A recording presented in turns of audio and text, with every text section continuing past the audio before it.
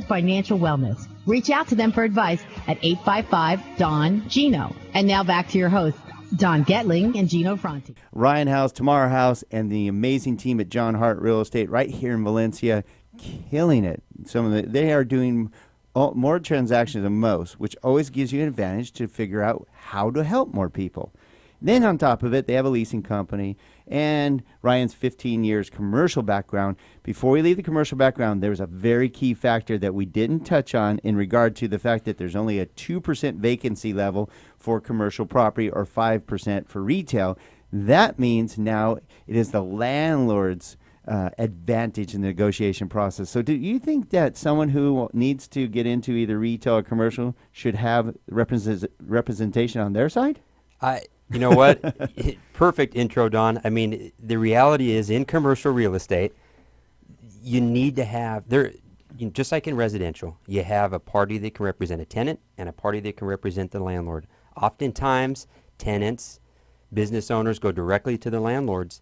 Oh, I've tried that. And in reality, the landlord's agent is best protecting his investor's position, right, which is to provide no capital expenditures, maybe no free rent, and try and push the highest rents possible. Right. So when you get into that process and your lease is up for renewal, talk to somebody who is a tenant rep specialist or somebody that focuses on representing you and can go in and talk to these landlords and get you the most concessions now, who possible. pays for that?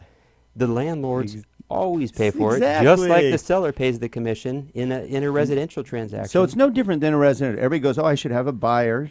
As a buyer, I should have a real estate, represent me in my negotiation process. It's no different then for commercial, is what you're saying. Absolutely no different. And there are certain clauses we can help tenants, obtain. Perhaps an early termination option, although some of those things go away as the tide switches to more of a landlord market. So I got to say that, when you look at this from the outside looking in and being in residential real estate for so long, I can't help but see the similarities, except the one thing I can tell you, and you can tell me if I'm right or wrong, is that usually in the commercial world, a lot more seasoned negotiators. Much more cutthroat business than in residential. Residential, everybody's nice, everybody's sweet to each other, everybody's that's standard cool. policy, that's standard commissions. That's how it is, And I just feel like when you walk into the, it's like going into the Shark Tank. It's like, it's different here. Oh, we've done it. We've had to negotiate all our leases for the various mortgage companies we've worked with, and it's dog eat dog. And I'm telling you, and you've given us good advice in the past, Ryan, and I love the fact that you don't know what you don't know, and I've got caught with my pants down a couple of times going, oh, I should have negotiated that, or I didn't know I could negotiate that. And it's good to have somebody that goes, you might want to look into this, right? Well, exactly. And that's the biggest difference between residential and commercial is on the residential side, you have, canned car forms that everybody uses. Commercial, you can go to any building out here and they probably use a different lease. Mm-hmm. That's just the reality. So you need to work with somebody that knows that lease, primarily an attorney. I was going to say a real estate attorney, probably. Real estate attorneys, and then also the commercial agents can help walk you through a lot of those main business points and different concessions that you can get as a business owner. So, well, how can they get a hold of Mr. 15 years experience doing this for his his tenants? The best way is to go to teamhouserealestate.com. You can click through any one of our profiles and get our contact information, or you can call us at 855-HOUSE-05. and follow the prompts to get to Mr. House. Okay. So we teased up before our last break that you guys have an All Valley Leasing helping a ton of landlords rent their homes and manage it, because being a landlord's not easy. It can be a pain in the butt. Ask we know. me about it. Yeah.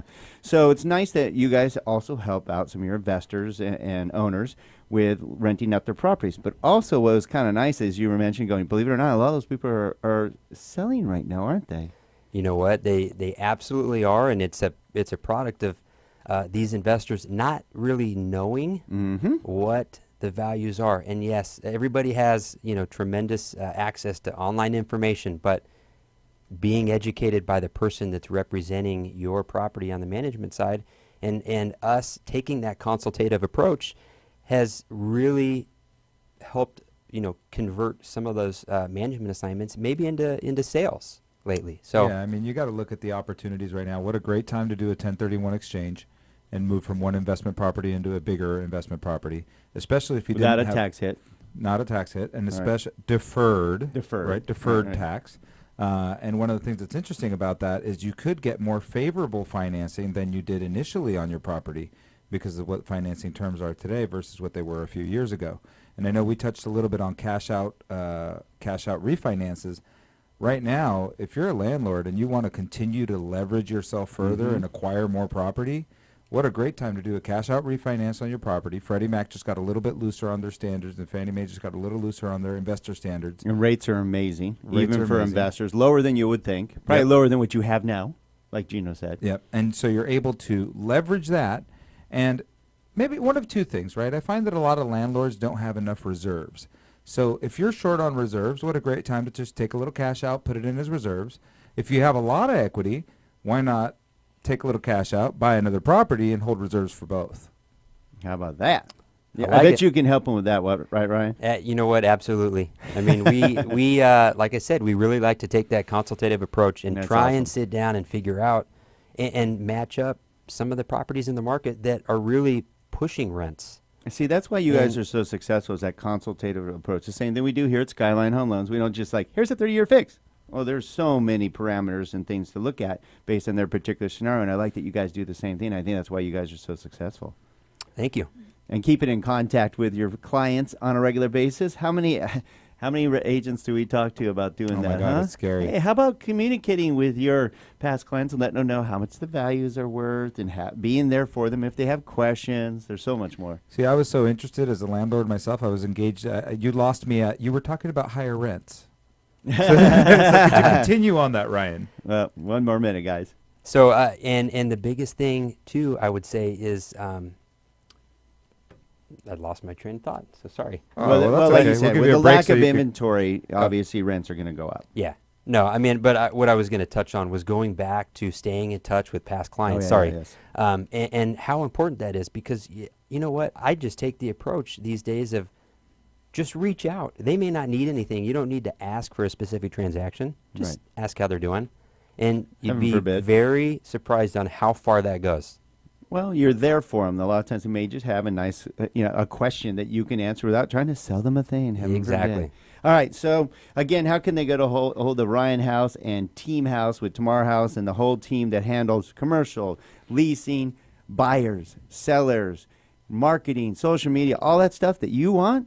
Team House has got it. TeamHouseRealEstate.com or go to call 855-HOUSE-05 and you can get a hold of any of us. It's pretty easy to do. 855 House 05. Well, all right, Ryan. Well, thank you for one being just a good dude. You're heavily involved, heavily in we were in a networking group earlier this week. I saw you Yes. networking away. That's a key factor, being on top of your game, helping your clients really make a difference and helping buyers and sellers be successful and understand the process. You guys do a great job with that, man. Thank you. Appreciate it. And thanks for the invite today. You got got it, it, man. All right, we got another guest coming up here, but don't go away. But hopefully you got some great information. Again, you can go to teamhouse.com, correct? TeamHouse.com. All right. TeamHouseRealEstate.com. Sorry. TeamHouseRealEstate.com. All right. So we got the second half of the Don and Gino Real Estate and Finance Show. Check it out and go to donandgino.com to find out more about our great show and all our great guests. We'll be right back.